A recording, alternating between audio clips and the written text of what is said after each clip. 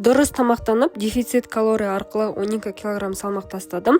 Мен күніне 4 уақыт тамақтанамын және бүгін бір күндік тамақтануымды көрсеткім келіп тұр. Таңғы асқа қара наннан бутерброд болды және оның қасына көкөністен салат, шикі орех және персик қосып жедім.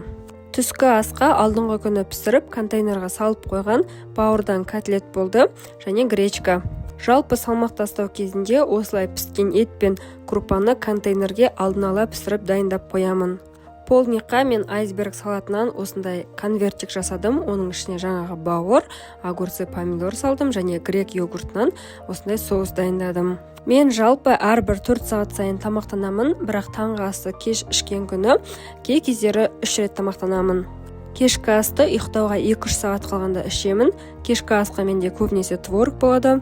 Оған осындай грек йогуртын қостым, мезгілдік жидектерден жасалған джемді және 1 штук персик қостым. Егер сізге дұрыс тамақтану, салмақ тастау жайлы қызық болса, менің каналыма тіркеліп алыңыз. Мен өзім дайындайтын ПП рецептермен бөлісемін.